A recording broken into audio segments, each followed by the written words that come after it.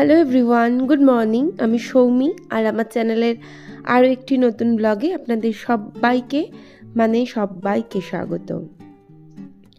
আজ বৃহস্পতিবার আর এখন ঘড়িতে 7টা মতন বাজে। তো আমি না সকালবেলা উঠে কাজকর্ম সেরে ঠাকুর ঘরে এসে ঠাকুর ঘর মুছে ঘটের সামনে আলপনা দিয়ে চৌকাঠে বসে পড়েছিলাম। এত গরম লাগছে, এতটাই কষ্ট হচ্ছিল, আমার আর একটুও ভালো লাগছিল না। আজকে সারাটা দিনই যেন ভালো না লাগার মধ্যে দিয়েই কেটে যাচ্ছে।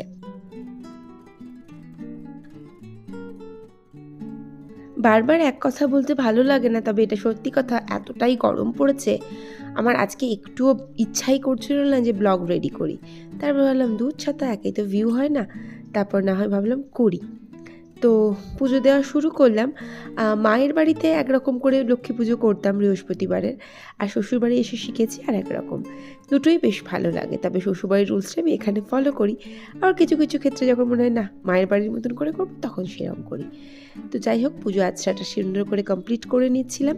আর প্রত্যেক দিনের মতোই তমাল যদি রাতে আমায় ফুল এনে দেয়, সেই ফুলটা মোটেই ভালো হয় না। তো তমাল আজকে বাড়ি নেই, তমাল গিয়েছে আজকে তারাপীঠ, মানে আজকে না, গতকাল রাত্রে বেরিয়েছে। তো তারাপীঠ গেছে, আর সেই জন্য রাতেই ফুল এনেছে। আজকে বাবুর স্কুল যাওয়ার কথা ছিল, তারপর বললো না প্র্যাকটিক্যাল ক্লাস হবে না, সেই জন্য আজকে যাব না। তো যথারীতি রাতেই ফুলটা আমি আনিয়ে নিয়েছিলাম। তো সেই জন্য না ফুলটা সত্যিই ভালো লাগে না আমার, একদম রাতের ফুলটা ভালো লাগে না। তো এরপরে পুজো দেওয়া কমপ্লিট করলাম, ভগবানের কাছে একটুখানি কর্পূরের আরতি করলাম, আর তারপরে প্রার্থনা করলাম যত খারাপ আছে পৃথিবীতে সবই আগুনে যেন ভস্মীভূত হয়ে যায়। আর আমি এখানে আর একটা কথা বলি, আমি আমাদের পেহেলগাঁওয়ের কাণ্ডের তীব্র প্রতিবাদ জানাচ্ছি। এটা কোনো কথা নয় যে তুমি কাউকে জিজ্ঞাসা করতে পারো তুমি হিন্দু কি না, তারপরে তুমি তাকে শ্যুট করে দিচ্ছ। এটা সত্যি নক্কারজনক একটা ঘটনা। আমি তীব্র প্রতিবাদ জানাচ্ছি এই ঘটনার। ছি।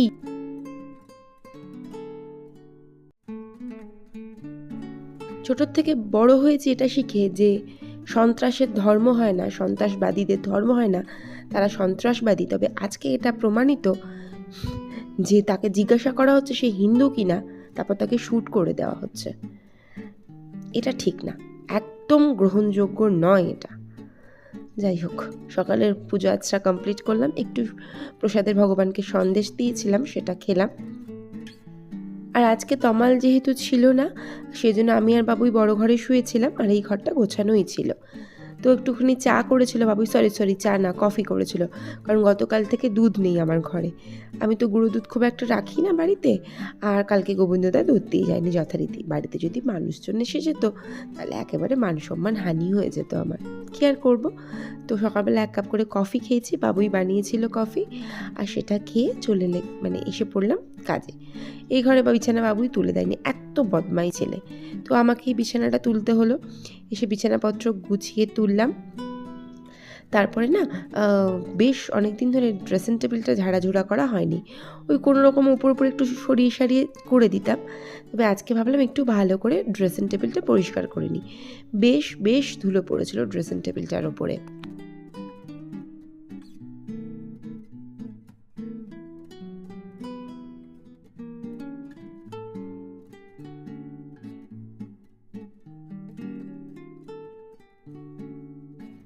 তো ভালো করে ড্রেসিং টেবিলটা একটুখানি ঝাড়াঝোড়া করে পরিষ্কার পরিচ্ছন্ন করে গুছিয়ে টুছিয়ে নিয়ে আবার কী কাজ আছে সেই সমস্ত কাজগুলো করতে হবে।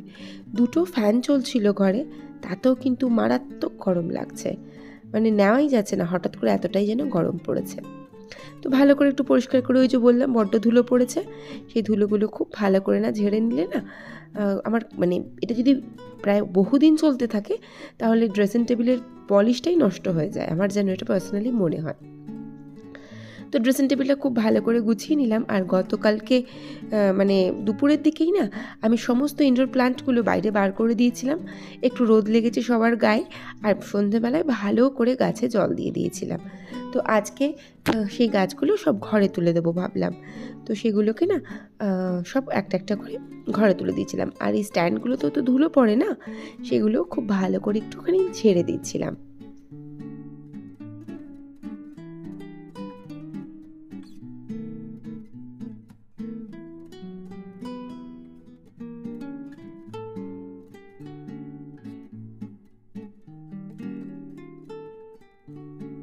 তো গাছগুলো সুন্দর করে ঠিকঠাক করে রেখে দেওয়ার পরে আমি না দেখছিলাম যে পজিশনটা সব সুন্দর লাগছে কিনা, তো সেই জন্য একটুখানি ঘুরিয়ে ঘুরিয়ে দেখে নিচ্ছিলাম।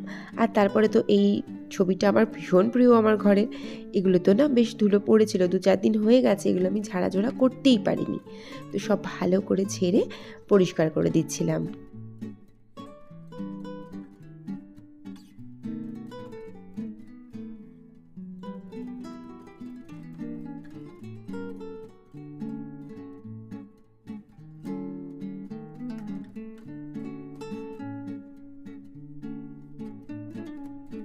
এরপর যদি আরেকটু গরম পড়ে না, আমার আর সত্যি বলছি কোনো কাজ করতেই ভালো লাগবে না। তাই চেষ্টা করছিলাম একটু ভালো করে ঝেড়ে ঝুড়ে নেওয়ার সব জিনিসপত্রগুলো।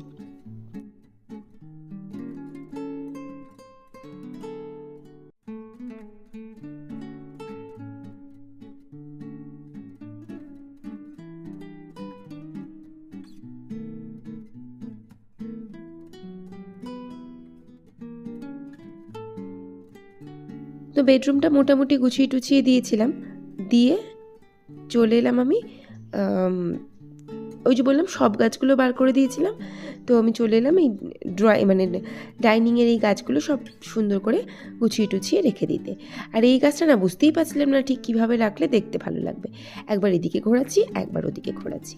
তার মধ্যে বাবুই বলল, মামা জোর খিদে পেয়েছে, কিছু খেতে দিন। তো আমি কি আর করব, আমি না বললাম চল তাহলে ডিম ভাজা দিয়ে রুটি খাই।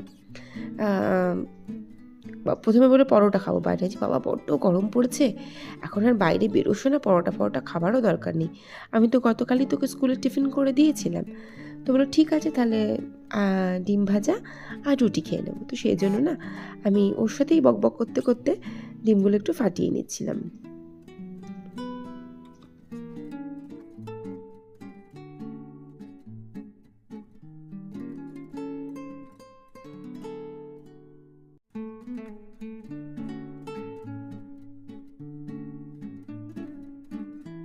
আর আমি আমার জন্য একটুখানি আলু সেদ্ধ দিয়েছিলাম। তো আলুটা না একটু তেল লঙ্কা করে খাওয়ার ইচ্ছা হচ্ছিলো, কিন্তু গরমও পড়েছে, ভয়ও লাগছে, তবু একটুখানি তেল লঙ্কা করলাম, মানে আলু সেদ্ধটা মাখবো বলে আমার জন্য। রুটি দিয়ে খেতে আমার বেশ ভালো লাগে।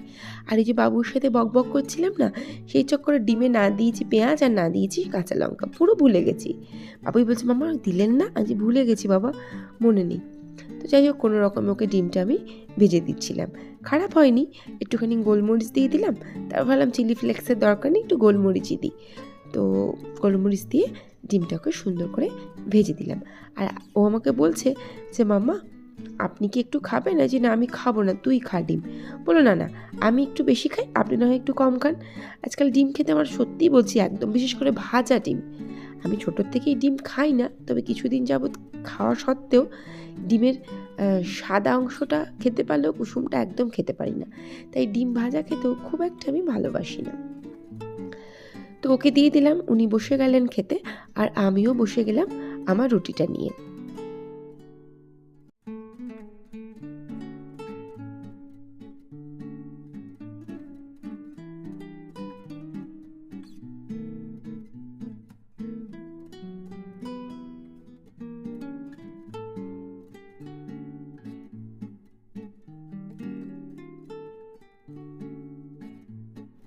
তো খাওয়া দাওয়া কমপ্লিট করলাম, আর তারপরে পড়েছিল বেশ কিছু বাসন, সেগুলো মাজতে শুরু করলাম। তবে তার আগে না চাল ভিজিয়ে দিয়েছি, এতটা গরম লাগছে সেই জন্য আজকে ঠিক করেছি রাতে আমি কিচ্ছু রান্না করব না। যে কতটা দিন গরম অ্যাডজাস্ট না হচ্ছে আমার শরীরে, আমি কিচ্ছু রাতে রান্না করব না, ভাত করে রেখে দেবো। আর তমাল তো রুটি খায়, ওর রুটি আমি বাজার থেকে দোকান থেকে কিনে আনবো, অসম্ভব, আমি পারছি না, আমার ভীষণ কষ্ট হচ্ছে। তো সেই জন্য আজকে ভেবেছি রাতে জল ঢালা ভাত খাবো, কিন্তু তমাল তো ফিরতে বেশ রাত হয়ে যাবে, সেজন্য কি করব ভাবছি। তো ওকে একবার ফোন করে জিজ্ঞাসা করব, তুমি তো রাতে নিশ্চয়ই আজকে ভাত খাবে না, তো সেক্ষেত্রে তোমার রুটিটা কিনে আনবো। আর যেহেতু অনেকটা রাত হবে সেই জন্য হয়তো ভাত খাবে না, নাহলে মাঝে সাথে রাতের বেলা ও ভাত খেয়ে নেবে, তবে রেগুলার বেসিসে খাবে না, এটা আমি জানি। তো বাসনগুলো মেজে নিলাম, আর ফ্রিজের থেকে বার করলাম 2-1 জিনিস, যেমন লঙ্কা আর টমেটো। আজকে রান্না করব ডাল সেদ্ধ, আলু সেদ্ধ আর ফ্রিজে আছে বেলে মাছ। এখানে বেলে মাছের কথা বলতে একটা কমেন্টের কথা মনে পড়ে গেল। আমার দিদিভাইয়ের নামটা এই মুহূর্তে একদম মনে নেই। দিদিভাই বলেছেন যে বেলে মাছ তো পাওয়াই যায় না। হ্যাঁ, একদম ঠিক কথা দিদিভাই, খুব কম। তমালও বলে বাজারে বেলে মাছটা না দেখতে পাওয়া যায় না খুব একটা। তো অনেক দিন পরে তমাল পেয়েছিল, তাই নিয়ে এসেছিল। আর আমি না পুকুরের মাছ খেতে তো একদম ভালোবাসি না, সেজন্য তমাল মানে সমুদ্রের বা নদীর মাছটা মাঝে মধ্যেই আমার জন্য নিয়ে আসে। তো পেঁয়াজ আর টমেটোটা কেটে মাছটা ভাজতে দিয়ে দিলাম। তো আমার 2 টুকরো আর আমার ছেলের 2 টুকরো আজকে মাছ। তো মাছগুলো একটু ভাজা ভাজা করে নিই, আর একদিকে ভাত বসিয়ে দিয়েছিলাম, আর একদিকে ডালটা সেদ্ধ বসিয়ে দিয়েছিলাম। আর সব সময়তেই শুনি যে ডালে যে ফেনাটা হয় সেই ফেনাটা নাকি ফেলে দিতে হয়, তো সেগুলো তুলে তুলে একটু ফেলে দিচ্ছিলাম। আর একদিকে ভাতটা দেখে নিলাম হচ্ছে, আর একদিকে মাছটা তো বসিয়েই দিয়েছি আপনাদের সামনে। তো একেবারে 3টে গ্যাস জেলে 3খানা পাত্রে ডাল, মাছ আর ভাত বসিয়ে দিলাম। তো মাছটা ভাজা কমপ্লিট হয়ে গিয়েছিল। সেই তেলের মধ্যেই তুলে দিলাম আমি পেঁয়াজ। তো পেঁয়াজটা একটু লাল লাল করে ভাজা হয়ে যাক, তার মধ্যে দিয়ে দেবো টমেটো। আর টমেটোটা যাতে একটু গলে যায় তার জন্য একটু লবণ ইউজ করে নেব। তো একটু টমেটোটা নরম হোক, তো এর মধ্যে আমি বাকি যা যা মশলা লাগবে সেগুলো দিয়ে দেবো। তবে একটু টমেটোটা নরম হতে সময় লাগবে, ততক্ষণে আমি ভাতটা একটু উপর দিয়ে নিই।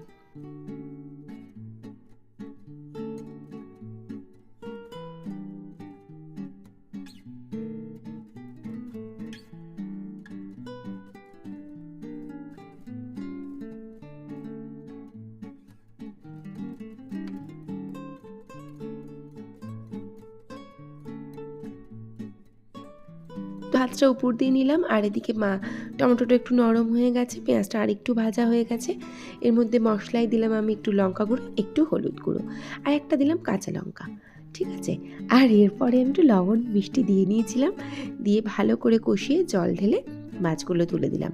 আর নামানোর সময় একটুখানি ধনেপাতা দিয়ে নামিয়ে নেবো, ব্যাস রান্না কিন্তু ডান।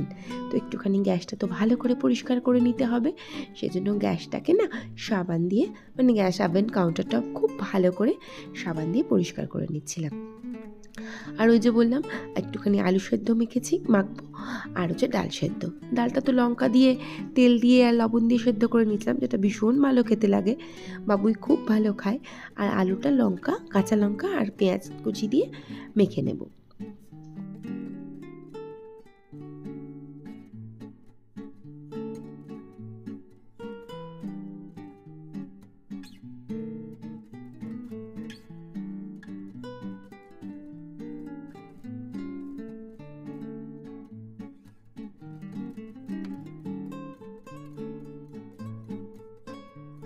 তো বাবুই না এই আলু সেদ্ধ আর ডাল সেদ্ধ দিয়ে পুরো ভাতই বোধহয় খেয়ে ফেলবে, সামান্য যদি একটুখানি ঘি দিই। তো রান্নাবান্না কমপ্লিট। তো ভাবলাম চলো এবার একটুখানি ঘরটা ভালো করে ঝাড় দিয়ে নিই আরও একবার।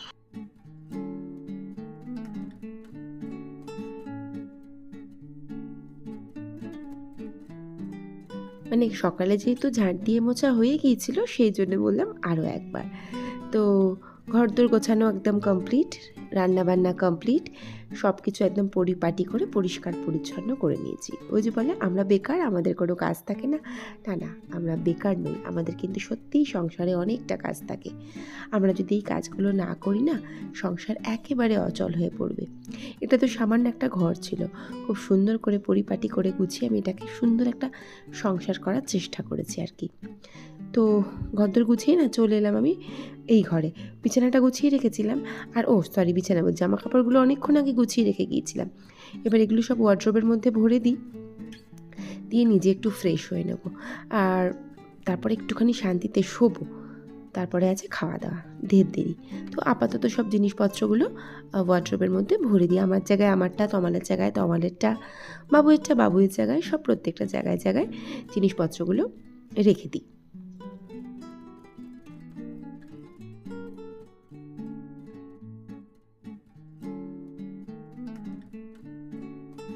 তো আমি একটু ফ্রেশ হয়ে শুয়ে পড়েছিলাম, আর বাবুই না ওর খিদে পেয়েছিল, ও বললো মা আমি খেয়ে নিই। আমি বললাম হ্যাঁ তুই খেয়ে নে, তোর ভাতটা তুই বেড়ে নে। তো বাবুইয়ের জন্য ওর ভাতটা বেড়ে নিয়েছিল। ওই যে বললাম ডাল আলু সেদ্ধ হলে ওর আর কিছু লাগবে না, ও ভীষণ ভালোবাসে খেতে সেদ্ধ ডাল বিশেষ করে। তো ওর ভাতটা বেড়ে খেতে বসে যাক, আর ওর খাওয়া হয়ে গেলে আমি একটু পরে খাবো।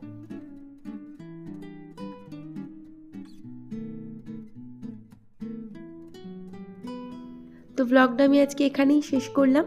ভালো লাগলে প্লিজ পাশে থেকে যাবেন। ভিডিওটা দেখার জন্য থ্যাংক ইউ সো মাচ। দেখা হচ্ছে নেক্সট ব্লগে। Till then, tata.